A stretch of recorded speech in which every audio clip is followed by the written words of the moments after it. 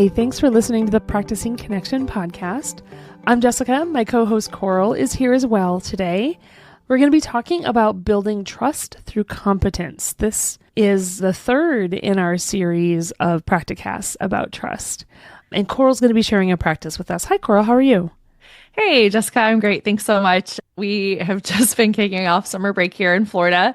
And my 3-year-old son, Kai, he just finished up his first school year. So we've been spending some slower mornings together and having some local adventures we wouldn't necessarily do on a more compressed weekend schedule. So after today's post office adventure was a bit of a flop on the 3-year-old, approval rating, we're going to add like the lemonade train downtown. And there's also a bird hike at the preserve near our house that just opened that we haven't stopped into yet. So yeah, just doing some different fun micro adventures around Tampa Bay. I feel like you tried really hard to reframe the post office as an adventure. Oh yeah. Oh yeah, we brought dinos and it was an adventure and we were going to go talk about, the postals. He was not impressed. Well, I really love the idea of a slow morning. I like, kind of like the slow food movement. I don't know if you remember that. Oh, for sure. Yeah, we should really have a slow morning movement. I mean, for me, slow is the only way I move in the mornings anyway. So I feel like it would be really easy for me. But if the entire society would embrace this idea of slow mornings, and when I say slow mornings, I'm not talking about having to wake up at 4 a.m. or 5 a.m. just so that you can have a slow morning. I'm talking like waking up when you need to wake up and being able to have a slow morning. I know that that's a pipe dream, but that's where I'm at. I love that. Yeah, I'm a really ritualistic morning person. I mean, not, the biohacks or anything, but just, enjoying some coffee, playing with dinos on the couch and just, leaning into just presence of life a little bit more in the morning. So yeah, I love the slow morning movement idea. Let's get it started. All right, I'm on it. Well, we'd love to hear what's inspiring our listeners, so please drop us a line at practicingconnection@oneop.org. We see and respond to every message, and we can't wait to hear from you.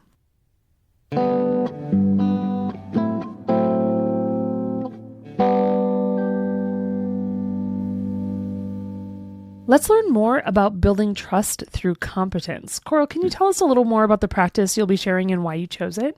Absolutely. So, as Jessica already mentioned, this is our third episode touching on the series of the 4 domains of trust outlined by Charles Feltman in the Thin Book of Trust. And today's domain is competence. And it's defined in that book as the assessment that you have the ability to do what you are being trusted to do.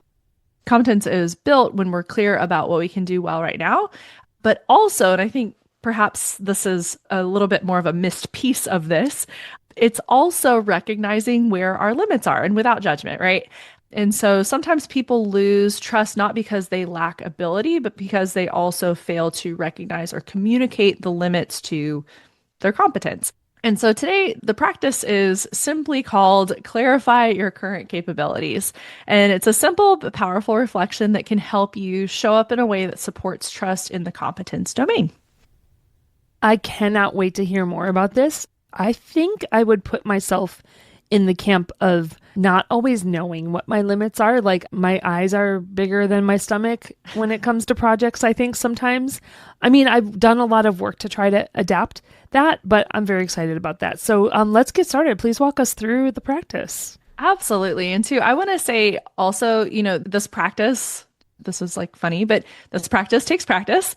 And it also takes an element of vulnerability to admit where you may not be as strong. And so just want to preface this by saying if it feels uncomfortable, that's totally okay. And this is just perhaps a nudge to start progressively implementing some awareness and vulnerability in whatever spaces you may be showing up in.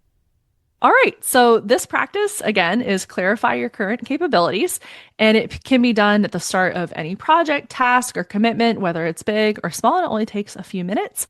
Step 1, there's 4 steps. Name the commitment or the task. So what have you been asked to do, or what are you planning to take on? And just define it, write it down in a simple sentence. From there, step 2 is you're going to ask yourself 2 questions. The first one being, what parts of this am I fully confident that I can deliver well? And the second piece of that is, where might I need support, resources, or extra time to ensure I can meet expectations? And again, being a little bit vulnerable here with yourself, not being, non-judgmental, be very honest and specific. And again, this goal is not to judge yourself. It's simply a practice in having some clarity. So step 3, make it visible. So if, you're working solo, this is a little bit more straightforward. If you're working in a group or in a team or with other folks, share this second piece with your team, your supervisor, anybody that, has some role in facilitating these things. And you can say, here's what I feel strong in right now. And then secondly, here are some areas that I may need additional input, help, or support around. Okay. And then step 4 is simply adjusting as you go. So competence is not static. We're not static human beings. As we go, hopefully we are learning along the way. And so as you gain skills or encounter challenges, you can update your self-assessment and communicate any changes early. And also knowing that sometimes the scope of a project may change. And so you may need to be proactive in communicating where you might feel a little bit over your head. Or if you have some skill sets that are relevant to an emerging area of work that you're doing, you can also kind of step up there and say, hey, I got this too. So yeah, that's it. That's the 4 steps. I love how this practice invites people to pause and name what's actually true about their current abilities. And it normalizes asking for support as part of being competent. I think where I recognize there being some vulnerability is that there are some things that I think sometimes we're taught about the way we prefer to work or what gives us energy in our work and what doesn't. Sometimes the things that don't give us energy, we're almost a little embarrassed about. Maybe what doesn't give us energy is working in spreadsheets, right?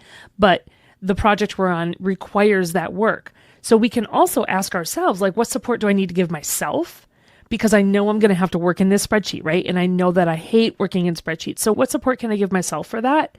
Or is it just, sometimes it's enough to be aware that you don't like working in spreadsheets and that you've named it and it can help you get through that. So anyway, I love this exercise. Awesome. Yeah. And that's a great example too. And I think another key space or scenario that comes to mind is, if you've been working in a particular field and that's these tasks are something that you touch on a regular basis. And if you move into more of a leadership role, you may feel just prepared to help direct people and guide people and facilitate their work in that area of expertise. But sometimes we need help to build things that are a little bit more kind of emergent, like leadership skills or managing teams or workflows or things like that you may not realize till you kind of get in those scenarios. And I speak from, experience. I was a bank manager at one point and I kind of showed up and go, oh no, I need some guidance. And, approaching my direct supervisor at that time was a really key step in helping develop and cultivate those leadership skills. And also admitting to my team that I was working with, I said, I've got some strong skill sets here and I'm going to need you to help me, give me some feedback and help me learn and grow as I grow into, these other areas. And they really appreciated that. And it just felt like I didn't have anything to hide. And so being able to show up, in that space more fully and authentically, you're not like walking on eggshells. You can just be yourself and it's good stuff. It's good stuff. So a lot of different areas that this can apply. Awesome. Well, that's it for this episode. Thanks so much for joining us. If you enjoyed this episode, click the share button in your podcast app and share it with a friend. We'll be back next week with a new episode. Until then, keep practicing. The Practicing Connection podcast is a production of OneOp and is supported by the National Institute of Food and Agriculture, U.S. Department of Agriculture, and the Office of Military Family Readiness Policy, U.S. Department of Defense, under award number 2023-48770-41333.